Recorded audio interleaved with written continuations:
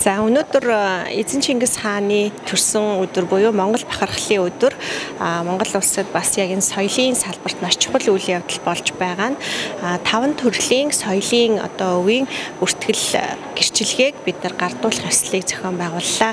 Тэгээд манай Монгол улсын хувьд 1990 онд Нэгдсэн үндэсний байгууллагын ЮНЕСКОгийн соёлын өвийн энэ конвенцэд нэгдээд тэгээ үүнээс хойш бид нар соёлын чиглэлээр 4 өв, соёлын биет бус өвийн чиглэлээр 17 өв, за мөн энэ бас энэ соёлын ахуйн чиглэлээр 10 өв гээд нийт 31 өв бүртгүүлсэн байдаг.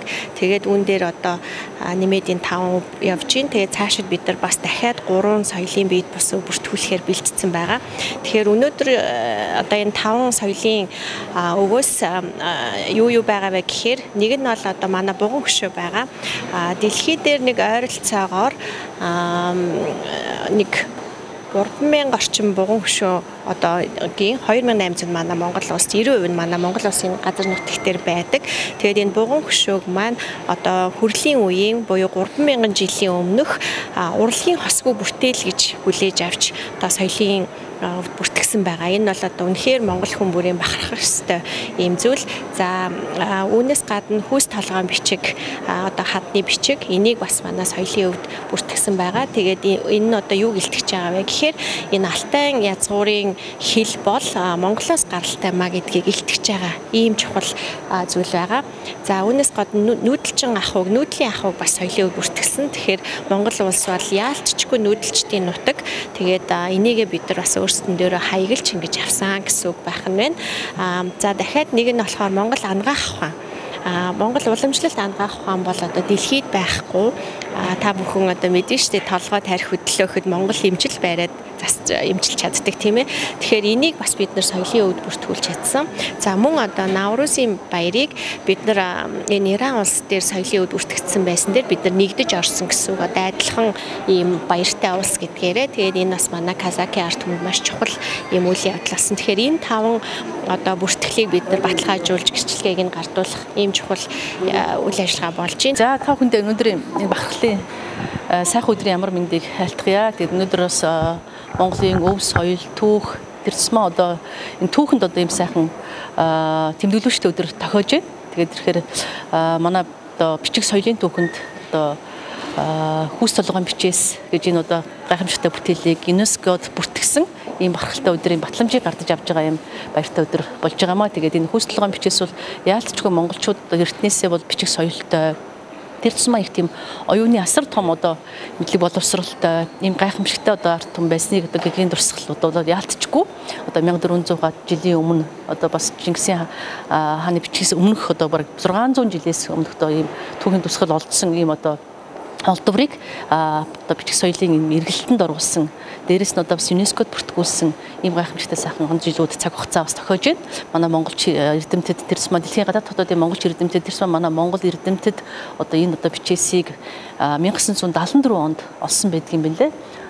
Булган аймгийн Мог цумнаас олсон энэ бичээсийг бас 2 жилийн сүүлийн жилүүдэд бас нэлээд судалгаад хийж ингэж баримтжуулж дээрэс нь энэ бичээсийг өөрөө тайлж ингэж соёлын өмнө төв юм а гэдгийг ЮНЕСКОд бүртгүүлж байгаа ийм цаг үе тохиож байгаа юм а. За 2023 онд Монгол улсаас өргөн мэдүүлсэн буган хөшөө ба холбоо бүхий хүрлийн дурслууд гэх дэлхийн өв бол бүртгэгдсэн. За ингэснээрээ бол Монгол улсаас бүртгэгдсэн 6 дахь өв болж байгаа. За үүний 2 нь бол байгалийн өв байдаг, Оростой хамтарсан. За 4 нь соёлын өв байт юм а. За энэ 4 соёлын өвийг бол цөөхөн юм чинь нэрлэлчээ. Хамгийн анх бол орхны хөндийн соёлын ландшафт бүртгэгдсэн байгаа. За үүний дараа Монгол алтай хадны зургийн өв бүртгэгдсэн. 3 дугаарт нь бол Бурхан Алдуул Чингис хаантай холбоотой энэ өв бүртгэгдсэн байгаа. Ингээ хамгийн сүүлд нь буган хөшөө бүртгэгдсэн байна. За энэ бол дэлхийн өвийн энэ ЮНЕСКОгийн систем дотор хамгийн өндөр зэрэглэлтэй хамгийн их хөдөлмөр шаарддаг ийм том өв байдгийг. За ер нь дундаж өв бол 7 жил орчим бичигдэж байгаа. За тэгээд баталгаажих бүртгэгдэх үйл явц 10 орчим жил байдаг л да. Ийм хүнд нүсэр ажил байгаа маа. Тэгэхээр Монгол улсын хувьд бол бас 6 өв бүртгүүлсэн. За энэ бол газар нутгийнхаа хувьд ч юм уу эсвэл одоо хүн амын тоотой харьцуулбал манайх бол бас нэлийн дэлхий дээр бол тэргүүлэх бүрэн болж байгаа. За энэ бол бас тодорхой учир шалтгаантай. Ягаад гэвэл бид нар чинь нүүдлийн соёл иргэншлийн одоо өлгийн нутаг. За түүний голомтыг нь залгаж явж байгаа. Одоо амьд байгаа нүүдлийн соёл иргэншин сүүлийн одоо төв болчлоо шүү дээ. Ийм учраас бид нар хүн төрөлхтний өмнө бас тодорхой хэмжээний үр хүлээсэн. Нэгдүгээрт, хоёрдугаарт бол Монгол нутаг дээр дэлхийн түүхэнд алдарсан 3 эзэнт гүрэн байгуулагдсан. За тэгээ бүс нутгийн хэмжээний 5 эзэнт гүрэн байгуулагдсан. Ингээд эзэнт гүрнүүдийн өлгий байгаа юм. Ийм учраас бол маш их баялаг одоо археологийн түүхийн өвийг үлдээсэн байна. За үүнийг бол дэлхийн хүн төрөлхтний өмнө бид нар бол бас хамгаалах юм давхар үр хүлээжсэн байгаамаа. Ийм учраас бол дэлхийн өвийн энэ бүртгүүлэх үйл явцын системд бол Монгол улс маш идэвхтэй үйл ажиллагаа явуулдаг. За энэ талаар бол бас тодорхой хэмжээний амжилт хүрсэн байгаамаа. За өнөөдөр бол дэлхийн өвд бүртгэгдсэн 5 өвийг одоо өргөж авсан ЮНЕСКОгийн тийм батламж байдгийг. Тэр батламжийг одоо Монголын холбогдох байгууллагуудад одоо хадгалуулж монголчуудын бахархал тэрийг хадгалж хамгаалах үүргийг одоо тодотгож багсаг байна. Тэгэхээр өнөөдрийн тэр богонцолон хөшөө хүрлийн үеийн холбогдох дурсгалууд гэдэг энэ дурсгал бол үнэхээр гайхамшигтай дурсгалаа. Яагаад гэвэл энэ дурсгал бол нүүдэлч Монгол нутагт амьдарч байсан нүүдэлч түүний дотор монголчуудын одоо урлан бүтээх аяасын тод илрэл болсон ийм одоо бүтээл дурсгал байгаа.